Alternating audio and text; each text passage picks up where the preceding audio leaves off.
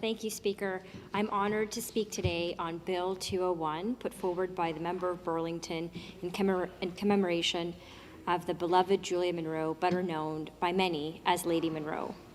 Bill 201, Magna Carta Day, in memory of Julia Munro, MPP 2020.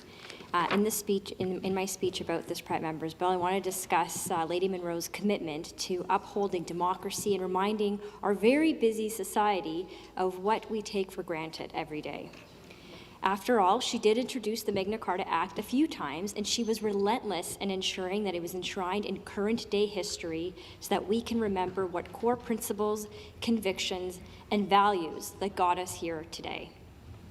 Thus, it is so fitting that the name of today's private member's bill also bears her name, to pay respect and tribute to her achievements and commitment to freedom and democracy. I will talk in my speech about the core convictions that Lady Munro held on to. No matter what was popular, she always believed in what was right. And I was very fortunate to learn many valuable lessons from her. When speaking in the third session of the 21st Parliament, Julia Munro asked the following question in debate of her own private member's bill, the Magna Carta Act.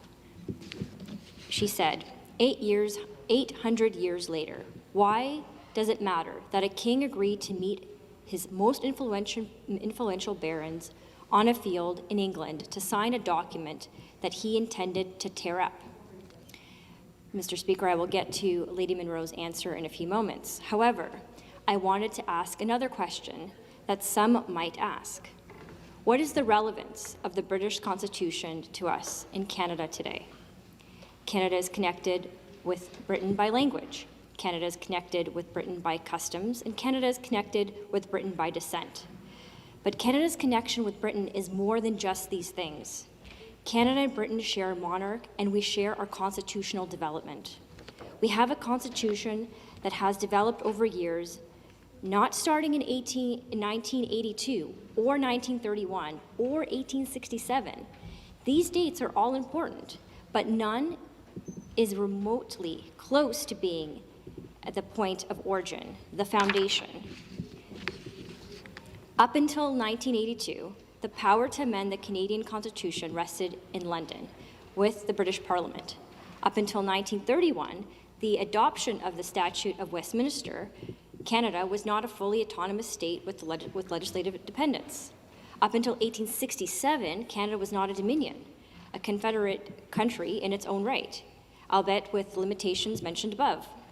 The answer to the question I pose, Speaker, what is the relevance of the British Constitution to us in Canada today?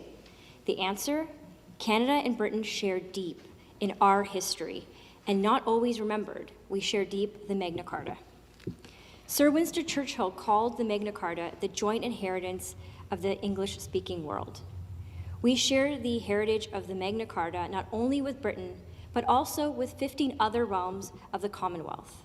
We also share that heritage with those countries, including the United States, whose foundational documents were inspired by those ideas of the Magna Carta. So to answer Julia Munro's question of why the Magna Carta matters, I will turn to the answer that she herself provided in debate. She cited a passage by David Frum that appears on the back cover of Dr. Carolyn Harris's book entitled Magna Carta and Its Gift to Canada. Mr. Frum wrote, "When you speak your mind without fear, worship God as you think right, enjoy your property and security, or enter a courtroom confident that you cannot be punished until your guilt is proved, then you are standing at the end of a story that begins with these words written in Latin on parchment so long ago." The words being referred to are in the Magna Carta are Latin for Great Charter. Many factors went into the production of the Magna Carta, which are covered in Dr. Carolyn Harris's book, a book which Julia Munro, Lady Munro, was quite fond of and was later recommended to me. Suffices to say, one of the things Dr. Harris notes is that this is an example, the Magna Carta being the first example of an English king's accepting limits on his power imposed by his subjects, and its terms set precedent for a broad range of modern legal rights. Speaker, the Magna Carta is as near to a foundational document as we get. It's a piece of sheepskin parchment, after all, 4 copies of which survived from the year 1215. So it is very appropriate that we are here today to recognize that historic document that is the foundation of our country.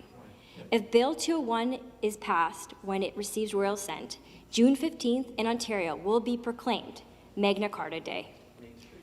We are also here to honor Julia Munro, whose name appears for good reason in the title of this act. Lady Munro was the longest-serving female MPP in the history of the province, serving here for 23 years. During her time in government and in opposition, she held many roles. She taught history for 24 years, including serving as the head of a secondary school's history department. And there have been a few occasions, I have to say, that I've heard from my constituents. As you know, Lady Munro served in York Simcoe, and later part of that riding became Innisfil, where I serve. And there has been a few occasions when I run into her students, and they certainly think very fondly of her. And in fact, one example, when Julia and her husband John and I were having breakfast, the owner of the restaurant was actually a former student of hers and said he would never think that he would have been interested in history if it wasn't for Lady Munro.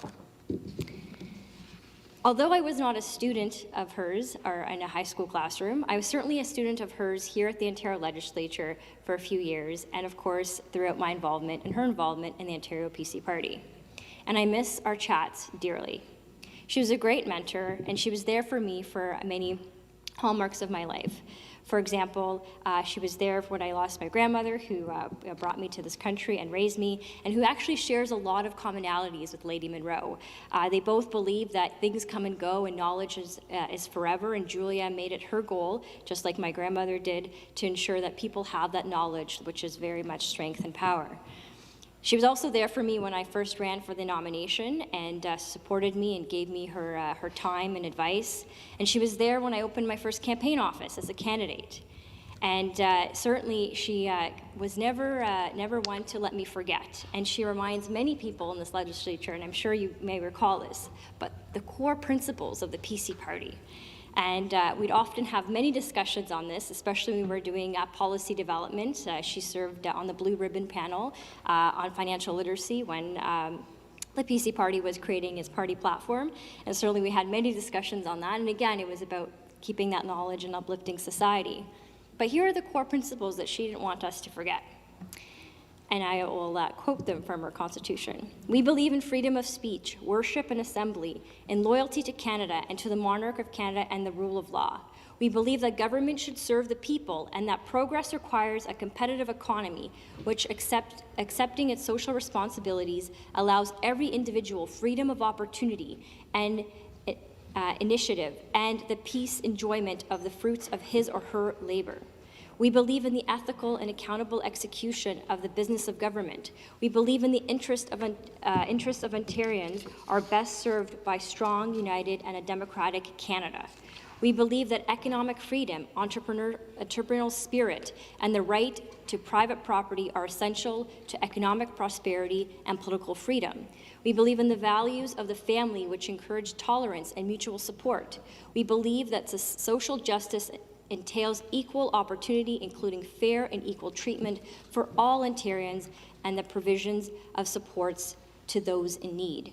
And lastly, Speaker, we believe in and accept our responsibilities for the preservation of Ontario's heritage and cultural diversity and the conservation and renewal of our environment for present and for future generations.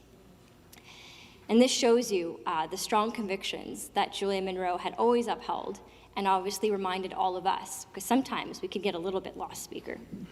But this also shows you Julia Munro loved history and she loved politics. She was an ardent believer in the power of the system of democracy, the system that has the Magna Carta as its foundation, of course, and as the democracy that we have because of the Magna Carta. And in the House, following the announcement that she would not be running for the 42nd Parliament, Julia said this about democracy, and she said, sitting at the kitchen table won't cut it. She said, it is your responsibility to be engaged. Well, I take that to heart because, Speaker, I am engaged.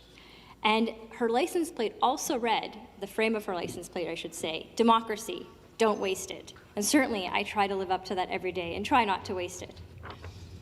To end, Speaker, I do want to end with a few notes. And I want to quote Lady Munro from July 23rd, 2014, on the occasion of her first introduction of Magna Carta Day. And that is, and I quote, "The document introduced key principles that hold true in democratic societies today, including equality, equal justice for everyone, freedom from unlawful detention, the right to trial by jury, and the rights for women. It is important for the Magna Carta to be honored and remembered as a document that changed the course of history. The fundamental traditions of equality and freedom that characterized our democratic society, particularly that nobody, not even the Crown, is above the law. This ordained in this important document." Sadly, Speaker, Julia Munro, Lady Munro, passed away on June 12, 2019, just a few days shy of the 804th anniversary of the Magna Carta. I agree, I applaud that everyone wholeheartedly supports this bill, as it is a great tribute to the lovely and graceful mark that Julia Munro has left on the world, so that we as Canadians can remember that the foundations of democracy, what we need to uphold today, and forever we can remember Julia Munro on that day. Thank you, Julia, for everything that you've done to your family, and I'm so glad that we can continue to look at this day, remember you, your values, and reflect on what we can do better as a society.